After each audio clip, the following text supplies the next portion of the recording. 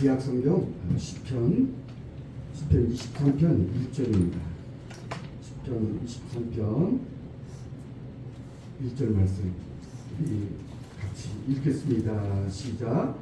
여호와는 나의 목자시니 내게 부족함이 없으리로다. 아멘.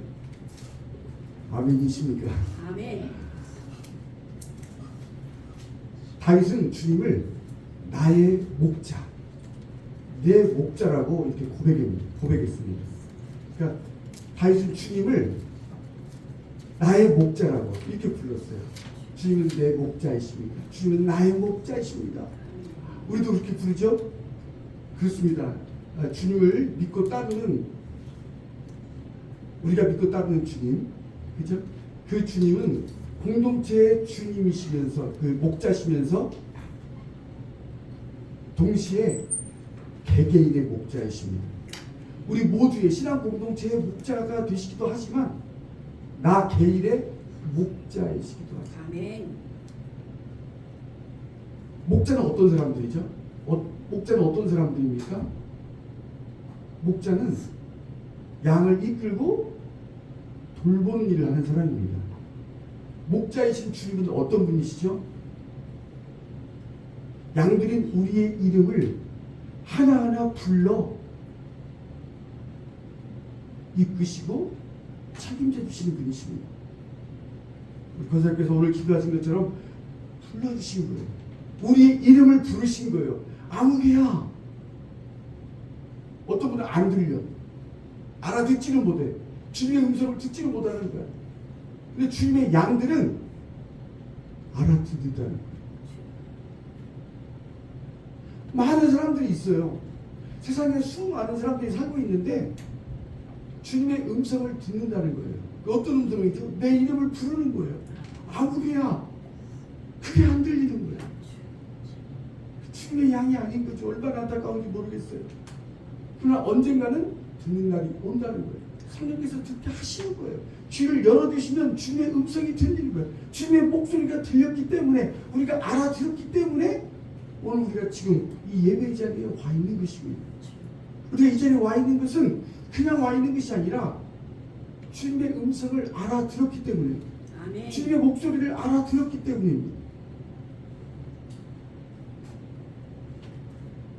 왜 우리의 이름을 부르시는 걸까요? 왜 우리를 이끌어 주시죠? 우리에게 생명을 주시고 그 생명을 풍성하게 해주시기 위해서. 우리에게 주시는 생명이 뭐죠? 주님의 생명. 주님 그분 자신의 생명이에요. 그러니까 신적인 생명이, 주님은 신이잖아요. 하나님이시잖아요. 그분이 가지고 계신 생명을 우리에게 주시기 위해서. 우리가 꿈꾸는 것보다 더 나은 삶을 주시기 위해서. 그걸 풍성한 삶이라고 표현하는 거예요. 생명을 어때? 더 풍성하게 해주시기 위해서. 이 땅에서도 그렇고 우리가 올라가는 저 하늘에서도 그렇고 주님이 해주신 그 생명을 이 땅에서도 누리게 해주시기 위해서.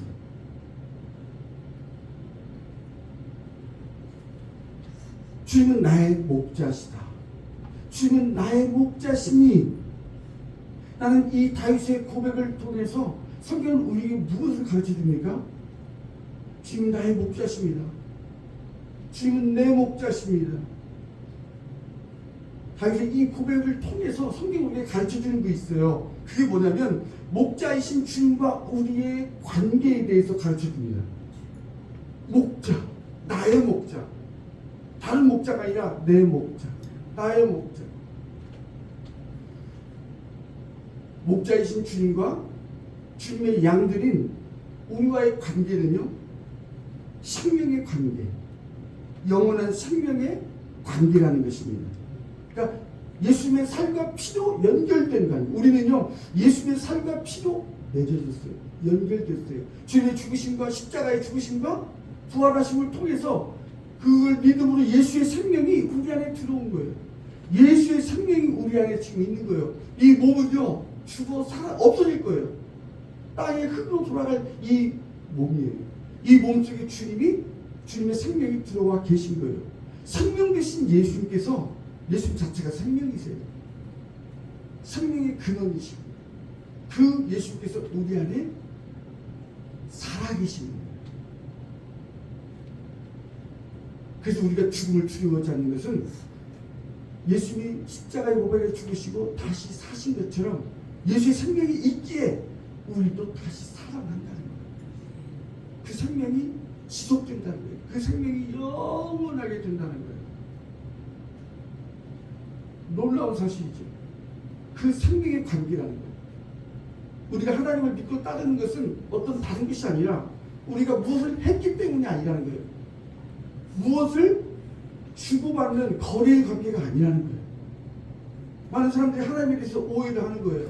이것을 하면 저것을 해주고 이것을 하면 안 하면 안 주고, 그런 관계가 아니라는 거예요.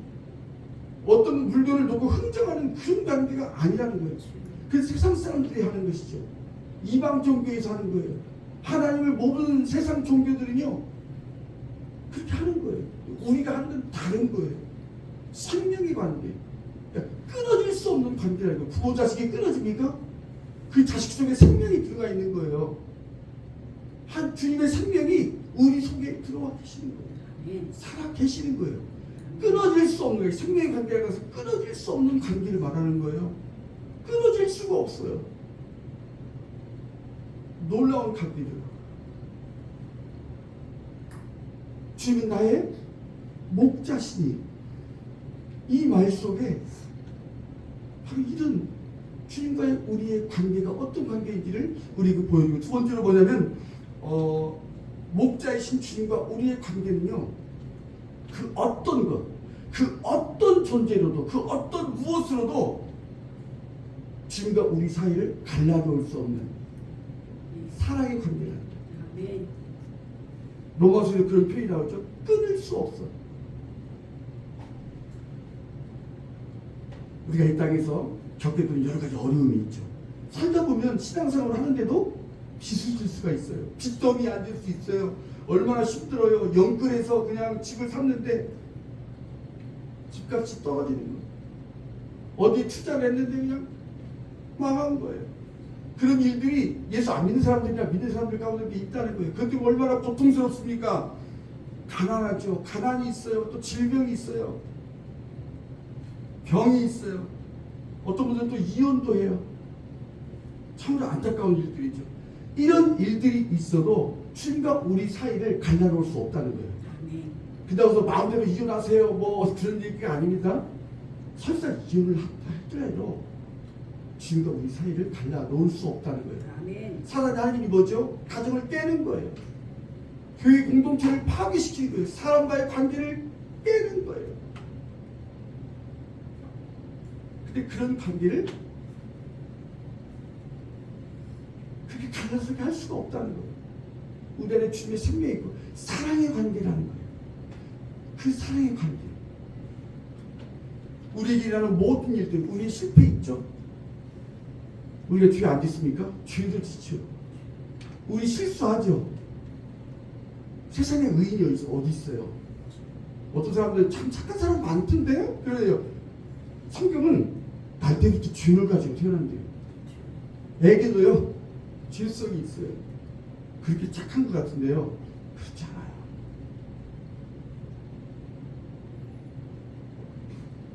죄가 있다고 그래서 그것 때문에 주님과 우리 사이를 갈라놓을 수 없다는 거죠. 떨어질 수가 없다는 거예요. 떼려고 해도 뗄 수가 없는 그런 사랑의 관계라는 거예요. 사랑은요 무조건적인 거, 절대적인 거예요. 무엇 때문이 아닌 거예요. 절대적으로.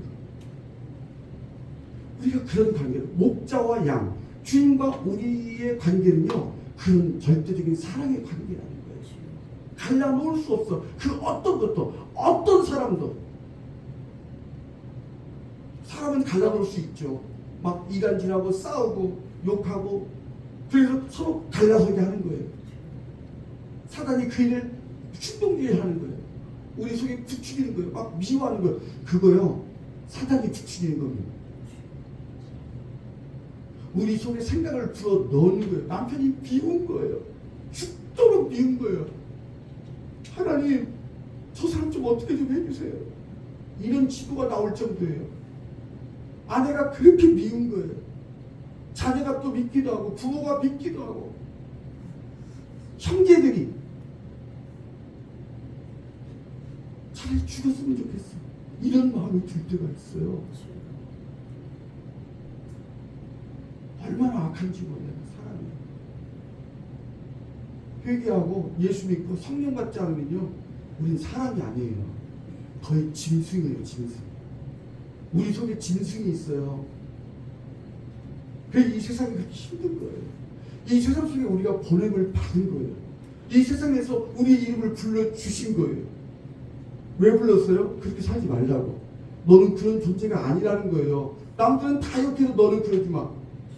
남들이 뭐라고 해도 내가 너에게 맡겼어. 힘든 자녀들 있잖아요. 아픈, 손가락 아픈 자녀가 있어. 왜 그랬을까? 너니까 맡긴 거야. 너만은 감당할 수 있을 것이라고 내가 알아. 그래서 맡겼어. 근데 그걸 버려? 너만은 그 남편을 섬길 줄 알았어. 근데 남편을 버려? 너만은 그 아내를 품을 줄 알았어. 주님이 알려줘요. 연약한 아내를 사랑해라. 연약한 그릇이다. 네 남편을 세워줘라. 그 아이를 붙잡아줘라.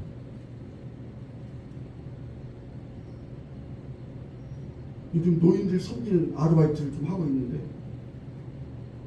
요양원은 아니고 주간보호센터. 요양원 가기 전에 수족을 못 쓸 때 요양원을 가더라고. 근데 그 전 단계가 이제 돌봄 센터에 있는 거야. 낮에 아침에 9시부터 이제 오후 5시까지. 참 그런 분들 보면서 많은 생각하게 돼요. 그 노인들도 막 서로 싸우고 다투고 시기하고 그런 모습도 있고, 인간의 모습이 이렇게 연약하구나. 그런 모습이 불과 20년 후에 내 모습. 이제 얼마 안 남았어. 그게 보이는 거야.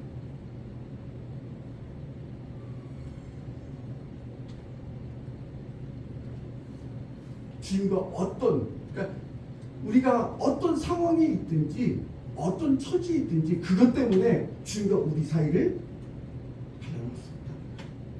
그러니까 사랑으로 우리가 연결되어 있고 예수의 생명이 있고 주님이 우리를 그렇게 사랑해 주시기 때문에 그 사랑의 관계 속에 우리가 있다는 거예요. 이게 목자와 양의 관계라는 거예요. 주님과 우리의 관계는 바로 그런 관계라는 거예요. 주님이 그렇게 우리에게 생명을 주시고 주님이 생명을 주시고 주님이 우리를 그렇게 사랑하시는 거예요. 안 버려. 내치지 않으셔. 우리가 죄졌다고 내쳐? 그런 분이 아니라는 거예요. 나도 너를 정죄치 아니하노니. 예수님이 정죄하지 않는 사람을 우리가 누구간데 사람을 정죄하죠? 당신은 나빠요. 당신은 나쁜 사람이에요. 이렇게 말할 수 없어요. 우리는 그런 존재가 아니라는 거예요. 예수의 생명이 있기 때문이죠. 예수께서 우리를 받아주셨기 때문에 용서하시고 탈라놓을 수가 없어. 떼어놓을 수가 없어. 왜 그렇죠? 그 어떤 존재가 우리를 힘들게 할지라도 우리 예수님과 떨어질 수가 없어요. 아멘. 그 이유가 뭐죠? 주님께서, 목자이신 주님께서 우리를 인도하시고 보호해 주시기 때문이에요. 아멘. 그러니까 목자라는 그 표현 속에는 인도하심과 보호하심이라는 뜻이 내포되어 있어요. 그러니까 우리를 불러놓고 이끌어 주시는 것이 아니라 보호해 주시는 거예요. 이끌어 주시고 인도하시고. 어떻게 인도하죠? 우리를 어떻게 인도하십니까? 주님께서 우리와 함께 하심으로 인도해 주시는 거예요. 성경에 보면 많은 사람들과 함께 하셨어요. 그 인생 여정을 살아가는 동안 아브라함에게도 주님 함께 하시면서 가야 할 길과 방향을 보여주셨어요. 아브라함아 하고 이리 가라. 내가 보여줄 땅으로 가라. 하나님의 동행하시면서 아브라함에게 찾아오시는 거예요. 우리의 삶에 하나님께서 가장 중요한 시기에 우리에게 나타나 주시는 거예요. 그리고 말씀해 주시기도 하시는 거예요. 인도해 주시는 거예요. 어떻게 하죠? 제가 여기서 어떻게 해야 됩니까? 이렇게 해라. 이렇게 말씀해 주시고 인도해 주시는 거예요. 하나님이 우리와 함께 하시는 거예요. 나 혼자가 아니라는 거예요. 성경은 우리에게 혼자가 아니라고 말씀. 우리 안에 예수의 생명이 있어요. 예수 우리의 사랑이 있어요. 주님이 끝까지 사랑하시는데 우리와 함께 하시면서 인도해 주시는 거예요. 우리가 느끼든 못 느끼든 하나님 어디 있어요? 내가 이러고 있는데 하나님 어디 계세요? 아니, 그래도 하나님은 같이 계시는 거예요. 우리가 못 느낄 뿐이지, 우리가 그분을 못 볼 뿐이지, 하나님은 영이시기 때문에 우리 눈으로 볼 수가 없어.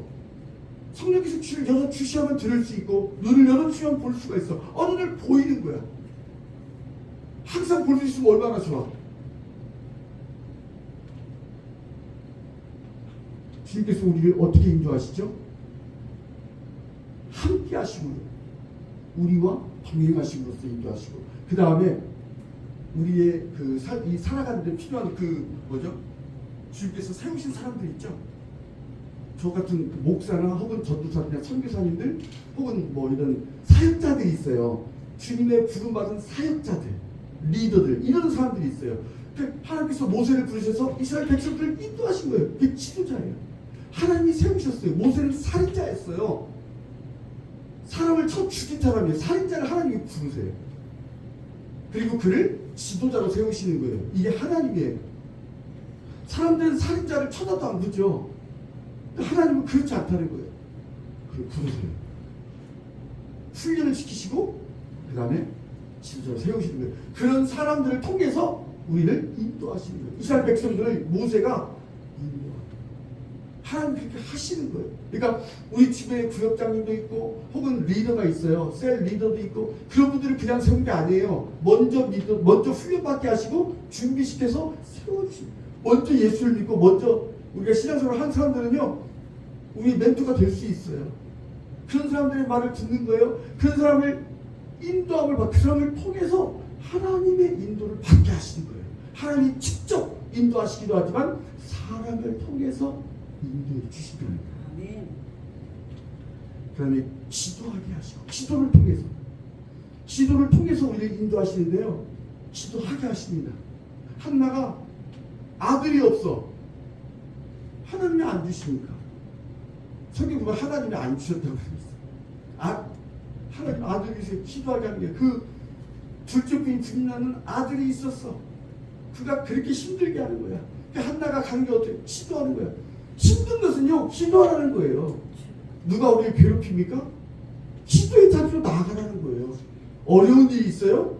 그거요, 기도하게 하시는 거예요. 왜죠? 우리를 인도하시려는 거예요.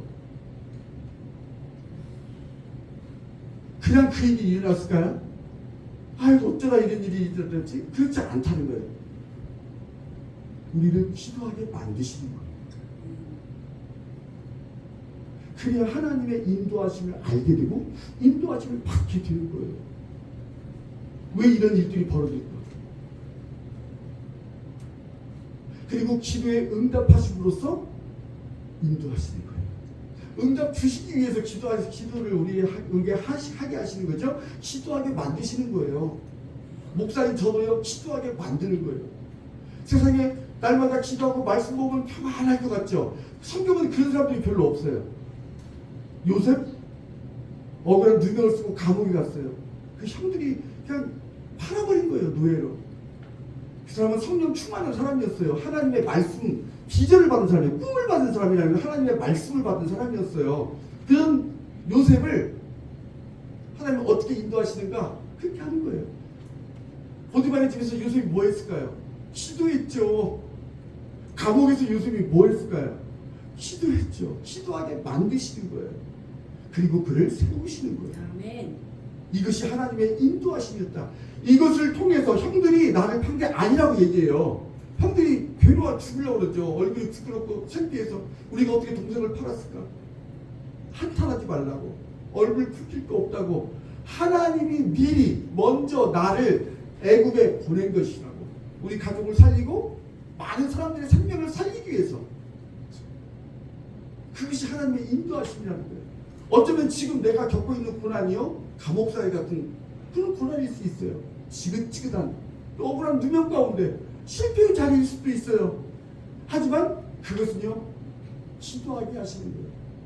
우리를 기도의 자리로 나아가게 하시는 거예요. 그래서 응답. 요셉이 언제까지 가고 있었죠? 하나님의 응답이 있을 때까지예요.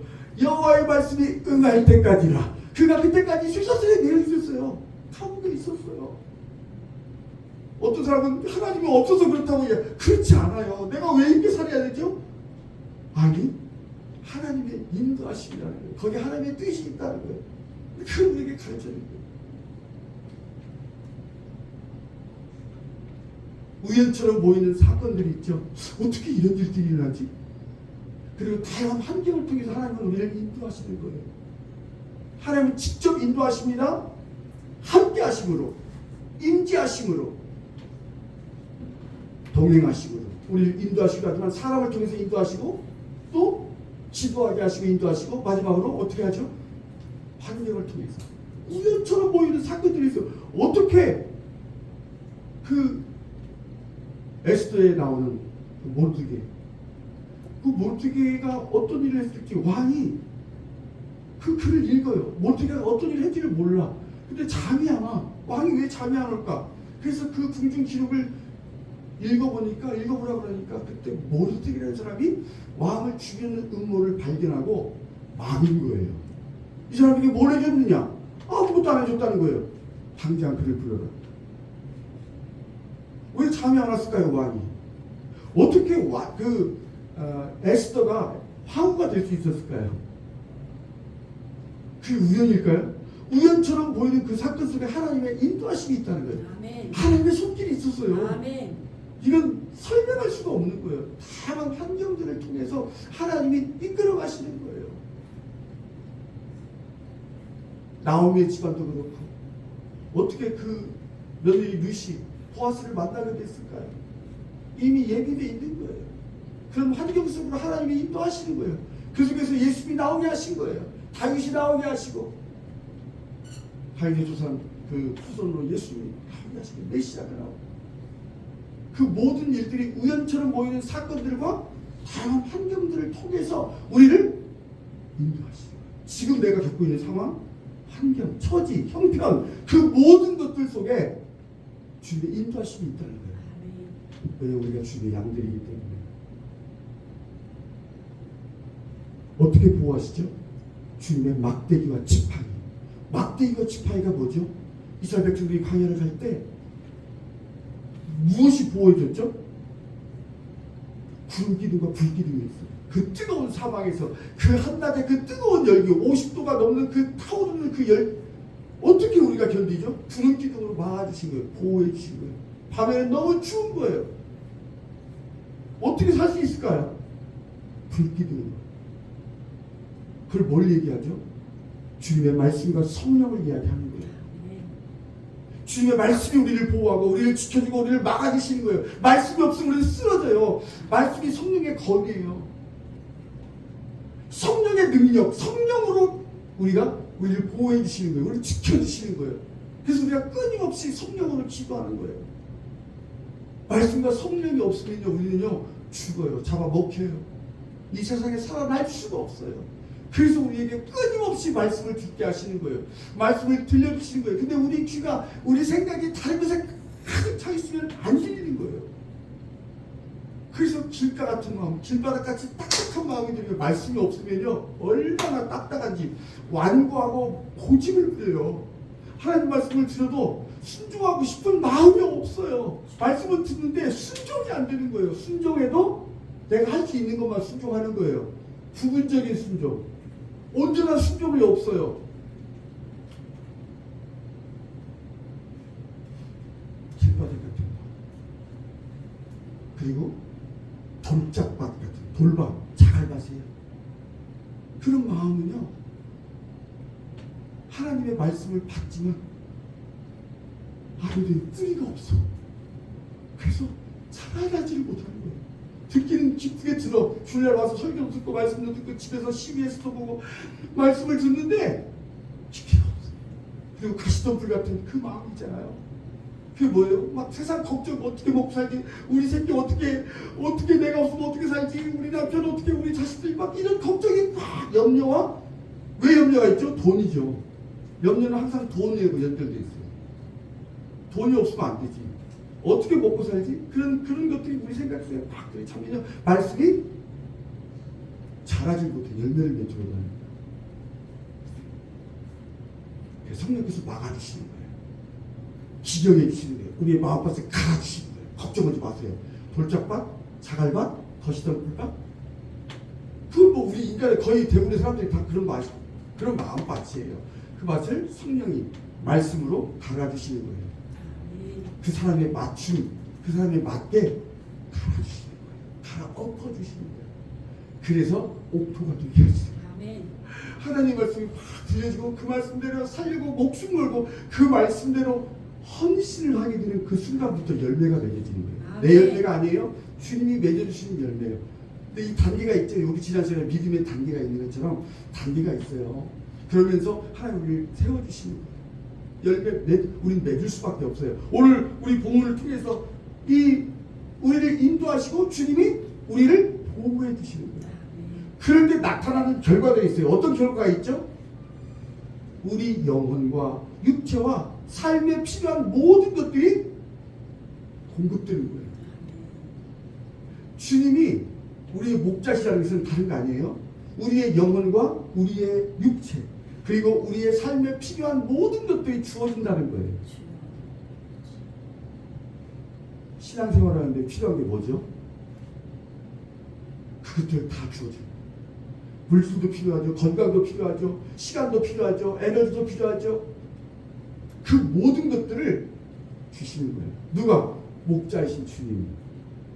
그리고 우리를 왜 이 땅에 보내셨을까?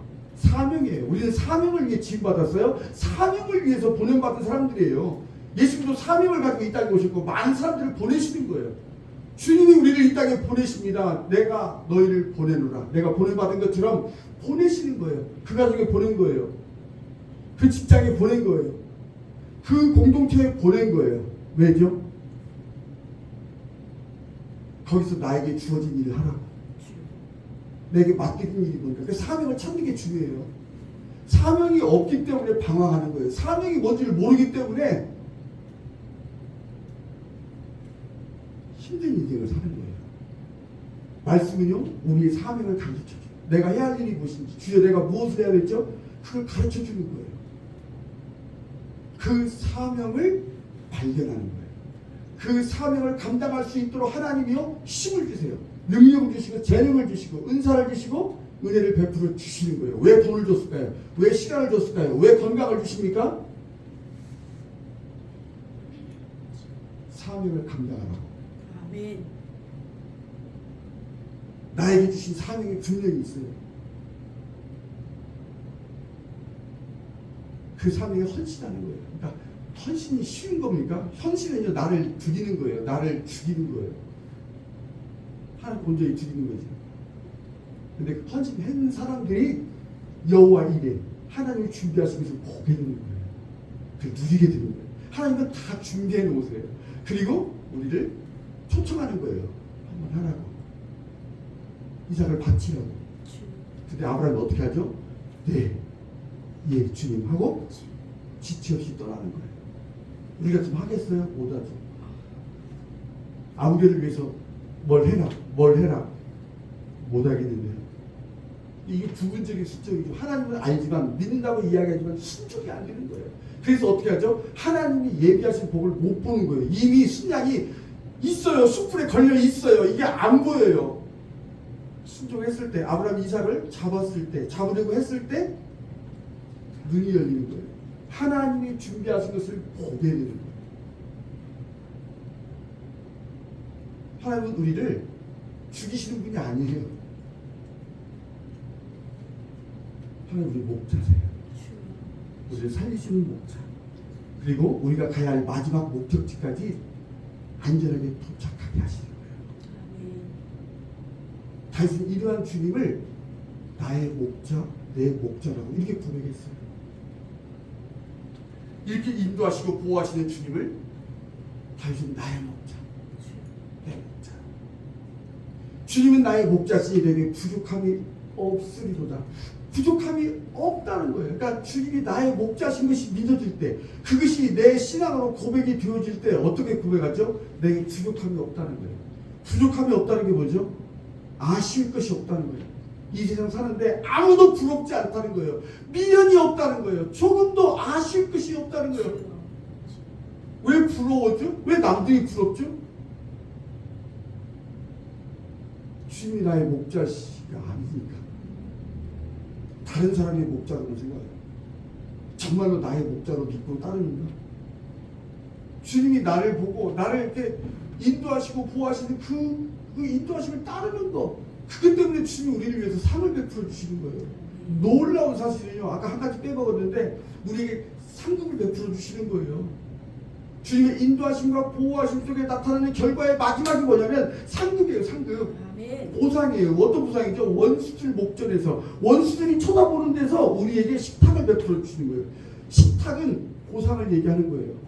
상급을 얘기하는 거예요. 우리를 괴롭히는 원수들, 하나님과 멀어지게 하고 힘들게 하는 그 사람들이 보는 앞에서 우리에게 잔치상을 베풀어 주시는 거예요. 우리는 그런 존재라는 거예요. 목자와 양의 관계는 그런 관계라는 거예요. 우리가 한 게 뭐가 있어요? 단지 인도하심을 따라 순종한 것밖에 없어요. 그냥 따라한 거, 의지한 것밖에 없어요. 주님을 의지한 것밖에 없어요. 근데 그것을 가지고 보상해 주시는 거예요. 잘했다. 주님의 선하심과 인자하심, 그러니까 반드시 어떤 일이 있어도 어떤 상황 가운데서 우리를 이런 존재로 살게 하신다. 그래서 우리에게 부족함이 없습니다. 주님, 저는 주님 한 분으로 충분합니다. 이렇게 고백하는 거예요. 주님이 나의 목자이심이 믿어질 때, 주님이 나의 목자, 내 목자라고 고백이 되어질 때 부족함이 없는, 아쉬울 것이 없는 그런 인생을 살게 된 거예요. 누가 나를 당할 것인가?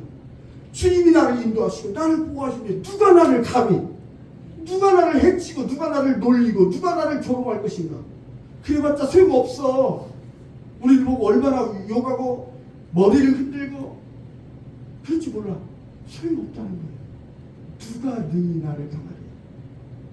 주님이 내 편이신데, 목자는 내 편이시다니, 나와 함께 하시는, 나를 인도하시고 나를 보호하시는데 누가 감히, 어떤 존재가, 사단이, 죽음이, 가난이, 질병이, 박해가, 고통이, 그 어떤 것도 우리를 어떻게 할 수가 없다는 거예요. 막을 수 없다는 거예요. 하나님이 주시는 그 복, 하나님이 우리에게 도착하게 하시는 그 목적지에 도달하지 못하게 할 수 없다는 거예요. 그래서 이 땅에 살아가면서 난 충분합니다. 난 주님 한 분으로 만족합니다. 감사합니다. 그것이면 됐습니다. 이렇게 고백하는 거예요. 이게 신앙이에요. 그러니까 이런 삶을 살 수 있다는 것을 이 지금 다윗의 고백을 통해서 우리가 보여주는 거예요. 우리가 아침에 일어날 때 이렇게 고백할 수 있길 바랍니다. 그냥 노동 일을 하면서 현장에서 일하는데 이 찬송이 나오더라고요. 주님은 내 목자시니 내가 부족함이 없습니다. 그 막 서있는 그 자리에서 이 찬송이 울려 퍼지는데, 내가 여기 있지만, 이 상황 가운데 있지만, 이 현실 속에 있지만, 주래도 주님은 내 목자이십니다. 우리 이 찬양 같이 부를까요? 주님은 내 목자시니